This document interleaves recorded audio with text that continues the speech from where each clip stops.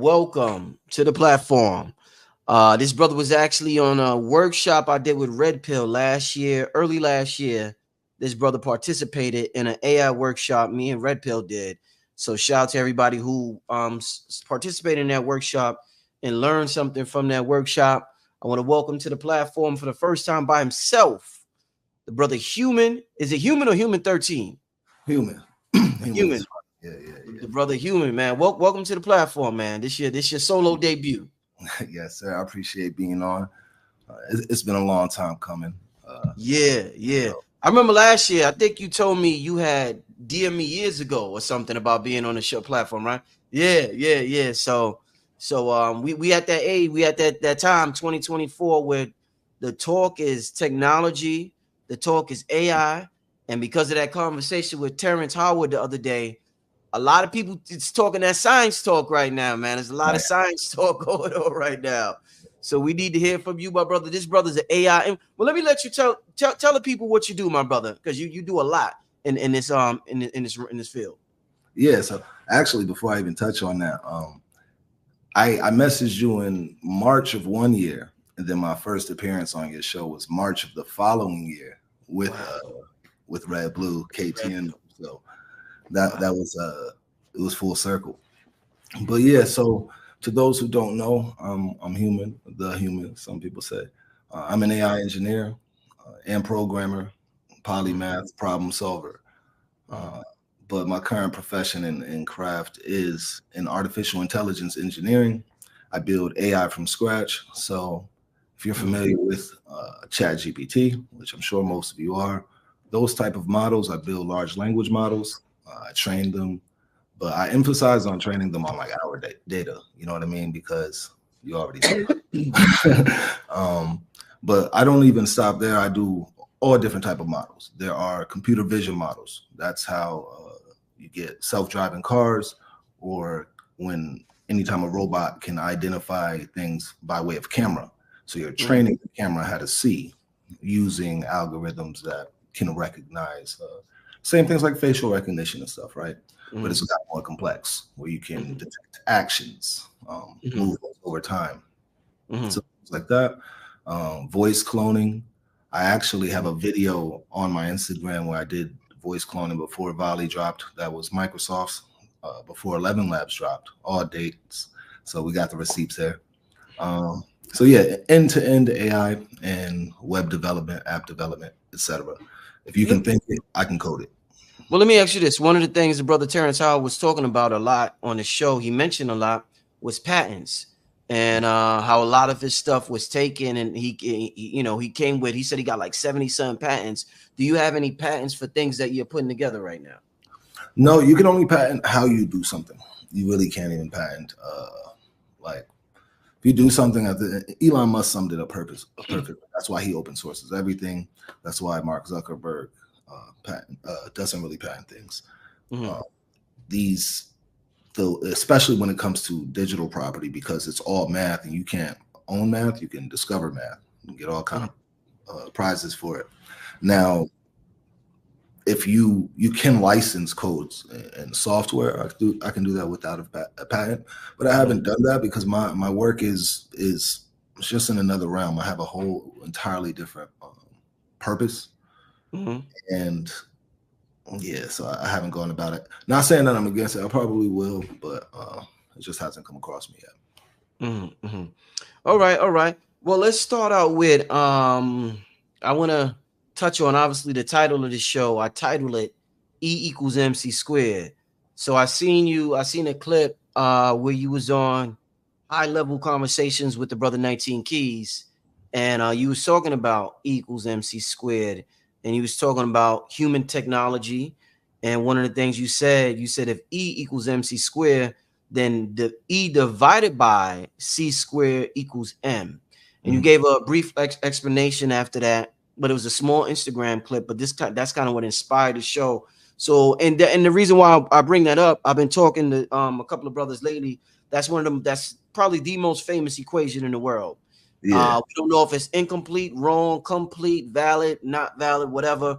But I want to get your thoughts on what you said on high level conversations with Keys. Elaborate on it a little more. Right. So yeah, I'll walk through it first. And so for those who haven't really dived deep into it, and then I'll break into how I expounded on it. Right. So E equals MC squared is energy equals mass times the speed of light times the speed of light squared, right? That's C squared. Um, Mass being the M, again, E being the energy. So all that's saying is that energy equals mass moving at the speed of light times the speed of light. I did something very simple, and we learned this in high school. I took a mathematic proof and just reversed the equation. So the opposite of multiplication is division. So we have the multiplication by c squared of m on this side. I took that and divided it by the e on the other side, and basically said E divided by C squared equals M, saying that energy divided by C squared equals mass. So all of us are energy being slowed down to mass at our relevant frequency. And Max Planck had touched on this. He's considered like a godfather of quantum physics, but never an equation or has gone into my theory on how it applies to life and how you would apply it. So again, there's no mathematic formula for it until I did so. But I used Einstein's equation to prove it. And as you said, it's the most famous equation in the world because it explained space-time and helped us express it in equations. That prior to that, we didn't know how things affected gravity. And we didn't understand that space was a fabric, so to speak. So, but prior to general relativity, he has something called special relativity, which solely dealt with the speed of light. And that's important because he was trying to find the ether. And so Terrence Howard actually touched on this. That's why it's funny you bring him up. Einstein actually used to believe in the ether until he discovered general relativity. His discovery actually solidified experiments that disproved the ether. So there are a lot of things that Terrence Howard said that I agree with, but I don't subscribe to the ideology of the ether. I was actually having a conversation today about how dark matter may be that substitute. But anyway, my theory on that has implications for organic machinery, or us as an organic machine. And I propose that the human brain and our bodies are particle decelerators. So for those familiar with quantum physics, and if you're not, just look it up. It's not too deep of a study. Particle accelerators, all they're doing is speeding up particles like atoms, electrons, and stuff like that. Well, like CERN? You're talking about like CERN? Exactly, 100%. Yeah, So right. that's the super hardened collider. That's the particle accelerator. Yeah. So my theory proposes that our brains and our bodies do the opposite. That where they use that machine to speed up atoms, etc., our brains slow down particles and convert energy, because we know the universe, there's energy all around us. We exist in a sea of energy, and that everything we perceive as matter has a vibration to it, right? So it has its own frequency. Again, everything is energy. So one of the issues in quantum physics was, they call it the grand unified field theory, like the problem. We know that everything is quote unquote 99% space or filled with dark matter, but that matter isn't really there. It fluctuates, it moves. So why do we perceive it as matter? So that's what my theory and equation touches on, saying that our brains convert that energy or slow it down so that we perceive it as matter. If we didn't, we would pretty much float through each other, create interference with patterns with each other. We wouldn't have an identity separation between I and you. So yeah, it brings us the material world and gives us the idea of a material existence, which, as you know, we're getting into holographic reality and stuff like that. Some people consider this dark matter or ether, they consider it like chaos, like it's just energy all over the place, and they say we organize it. Then some people say this energy is already organized, just we can't perceive it from our point of view. It does not seem organized.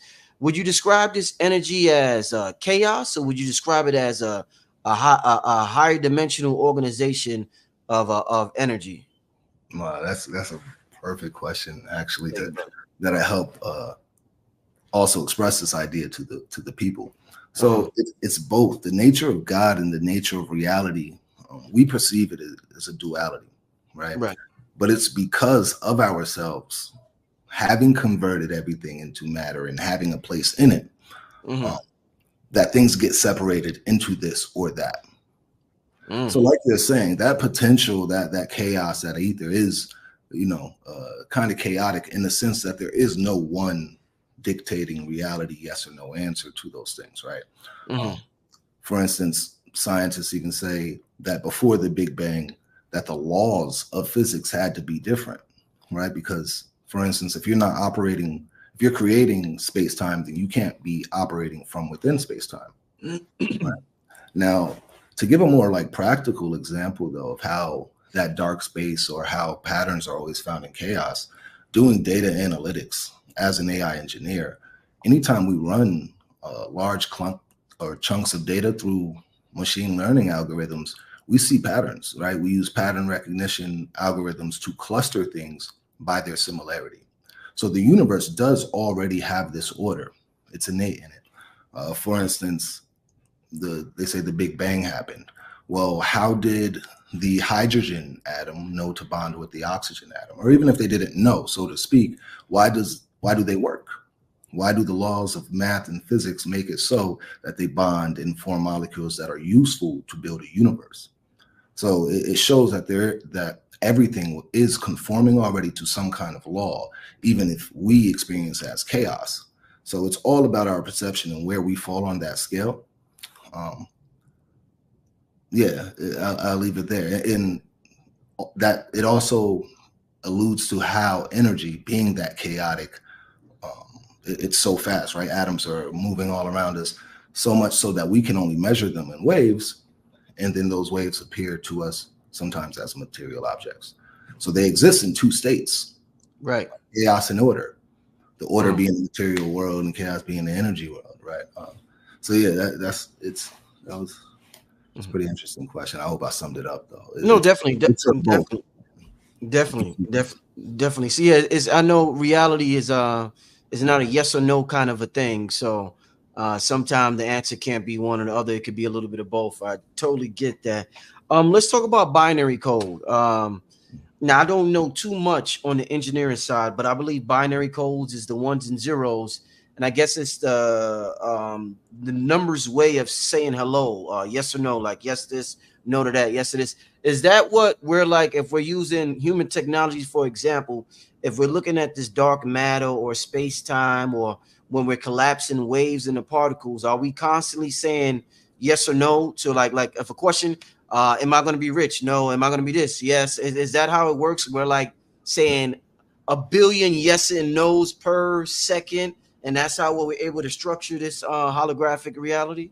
Right, 100%. Like even all complex systems can be broken down or expressed in binary code.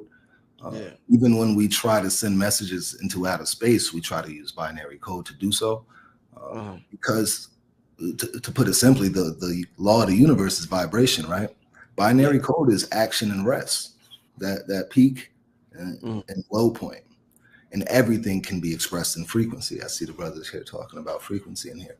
mm, Binary code can be used to express frequency. Now, let's say we have one and zero. That's a certain. That's just one yes and a no. But then we can use combinations of the ones and zeros to express more complex ideas. mm, An alphabet can be A is one, B is zero, C is 1 0, and so on. D being 0 1. Infinite amount of combinations using that binary code. Now, even our language is is binary. We have up, down, left, and right. We can't escape these things. That's why things often get classified, but we know that they exist on a spectrum, mm, somewhere in between, right? mm, And though that place is usually a reflection of where we are. But mm. yeah, 100%. The expression of the universe is in binary code mathematics. So help us to understand this, Human. One of the things you said, I heard you say, is that our reality is the interface.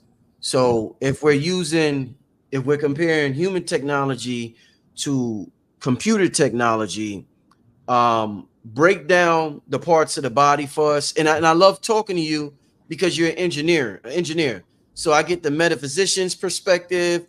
I get the holistic brother's perspective. I get a lot of different perspectives, but I never got an engineer's perspective. So if you Right. could break down how we interface with reality through computer technology, since we're all familiar with computers, what would you describe our eyes, our ears, our hands as? Yeah. Yeah, like break that down for me, brother. So that's I actually call that the Human OS, and I have a show coming You out on that soon. So be on the lookout for the Human all OS. right, yeah. Yeah, for complete episodes. But yeah, I'll Mhm, break that down to you. The eyes. If I were to build a robot right now, the yeah. eyes we would use cameras. I actually have a number of like tiny, small cameras, the same Mhm, that they put in our phones, right? mhm, And not too expensive. You can get these mhm, and for like $60 online if you know how to plug them into a computer and stuff. I always say, I gave my bot eyes. The mouth is I use a speaker for those, and the ears I can use a microphone because that's how you pick up sound, right? mhm. So, but all of these things are just picking up waves, signals um, by way of sensors they have, and the human body is the same way. All things again have a vibration. Now, when I'm walking, you may see me walking or you may hear me walking, right? But Mhm. it depends on the medium uh, through which you're observing me. Observing in the scientific or quantum mechanical world, they call it measuring. All of our observations are measurements. Our senses are instruments. Okay. Our eyes tell us how far something is. Right. And so do our ears, but they can do so behind us. So our ears give us a more radar kind of feel. And so does our heart, because our heart beats, generates an electromagnetic field. So those people who are like really intuitive, spiritual people who know themselves and know their bodies, and they pay attention to their heartbeat, they know interference patterns. They know exactly what I'm talking about. It works just like radar. You send those beacons out, it runs into something, and it comes back.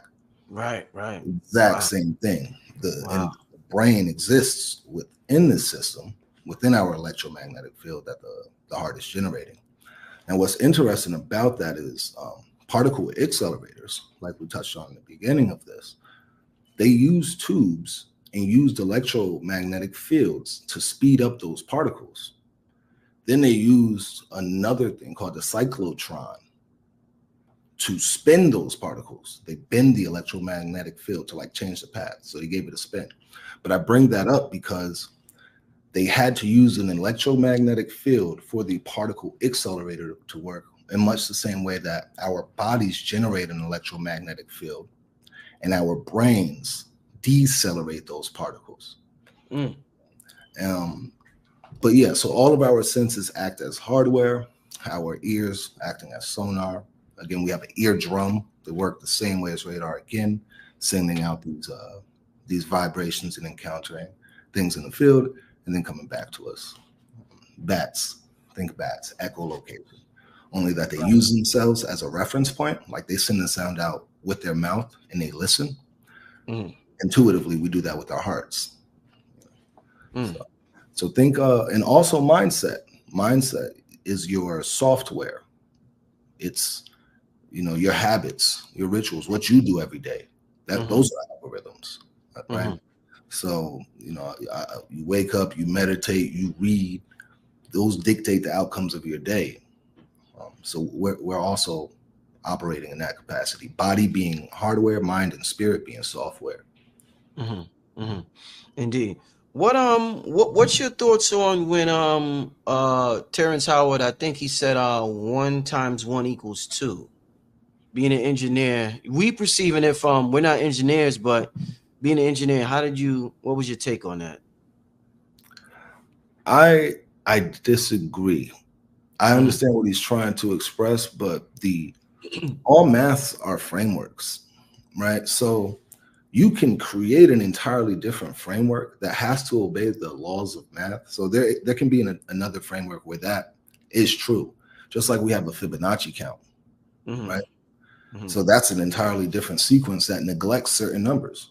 There is no 4 in Fibonacci, right? In the Fibonacci sequence. So in things that evolve in spiral, you don't even, those numbers don't even exist.